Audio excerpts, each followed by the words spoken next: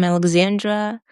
I haven't been live in some time on Substack, but I am feeling very inspired today by um, a fellow artist off of Substack. Her name's Tanya Kusi. I might be spelling it wrong, but we went back and forth about um, having confidence in being an artist, where how it all comes about in our mind that we want to be an artist. Not just that, but be a paid artist, which for many of us growing up, me included, I've heard the common advice of you should probably not be a painter, you should probably not be a drawer, an artist, because you're going to starve.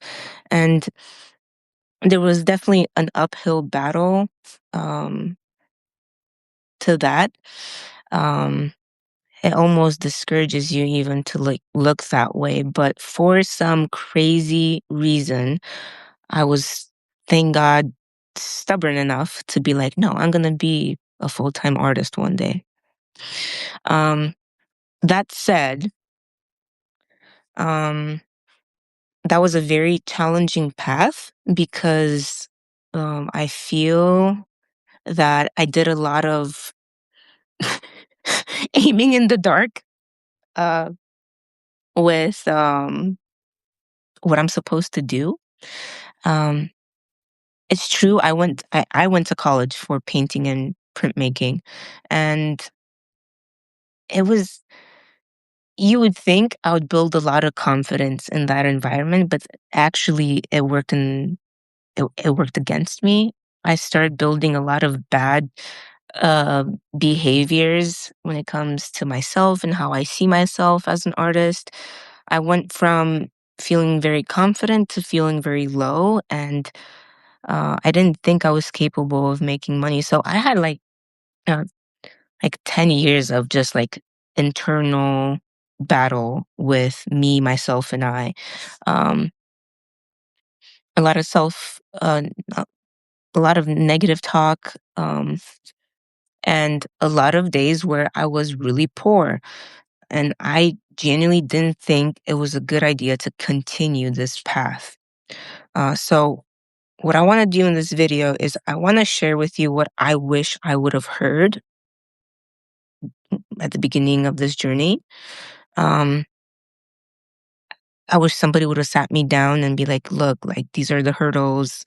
Watch out for these, watch out for that. And so the first thing that I recommend doing if you decide to be a full-time artist is find yourself a community. Find yourself a community that you can belong to, that has good morals, that is supportive of you and who you are as a person, um, that can pick you up when you're having the worst time on this journey, which you will have 100%.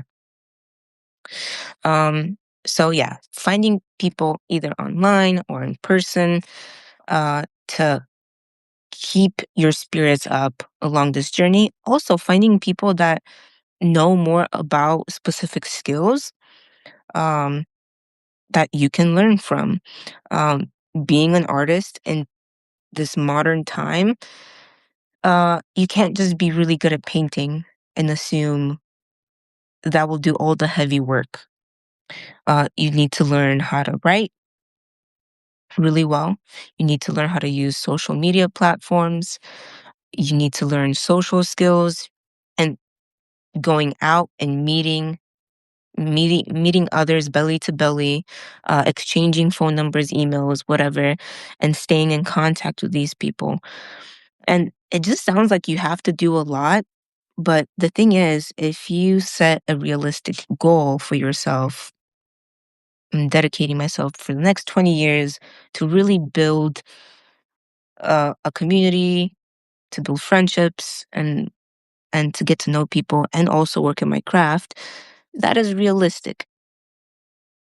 What is not realistic, and I wish uh, somebody would have told me, is you can't quit your job, you can't be a full-time artist, and just expect to be able to feed yourself, to stay mentally healthy, which is so important, and to stay healthy, like to pay your bills, to like sustain yourself. So my recommendation is get a full-time job that can support you so you stay physically and mentally sane, and that's okay. And then the artist part is a part-time job. You dedicate yourself to setting some goals, really small ones that you can consistently achieve, that keeps the spark going and the excitement. Some middle level goals that you can achieve in the next 6 months to a year, and really grand ideas, which you need to dream. You need to dream big too. It just makes things really fun. So write those down, and like they can be 10 years from now, they can be 30 years from now, it can be 50 years from now, whatever. But like you need to like have different level goals and just slowly knock those off the list one by one. And you're probably asking, what is a small level goal? Um, when you're working a lot, maybe you have a family, maybe it's just you're just constrained with a lot of things to do. I'll show you.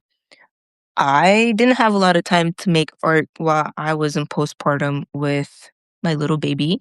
So I just dedicated myself at making some small collages each day where, it's something really small and quick, and you can call it as I achieved that today, and you move on. Something small that will bring your spirits up. A middle entry goal is I want to at least have a commission in the next 6 months. That's a goal. Maybe two, maybe three, whatever. Like, and then like a grand goal, I want to have an art show in the next 5 years. That's cool. That gives you enough. It gives you 5 years to build like a full body of work. It gives you enough time to like go out and socialize with people and meet art curators and whatever. Um, but realistic goals, that helps. So if I would have just heard these things, it would have been so helpful. Um, and one last thing that I do want to touch on, and I really want to emphasize it, and I hope I say it right. Um, Pain and suffering will always be. Um, if you conquer one thing, the next challenge, the next source of suffering will present itself. It's just how life works. It's just how the universe, God, whatever you want to call it, comes and teaches you the next lesson. Um, so those lessons, those painful lessons, can last a day, can last months, can last years. Um, and in the thick of it, that's when you want to give up. So I hope that maybe this video will have some flashes in your mind of moments when you wanted to give up and you didn't. Um, and just know that it's normal to be in that area. I still have those things come up. My main challenge right now is not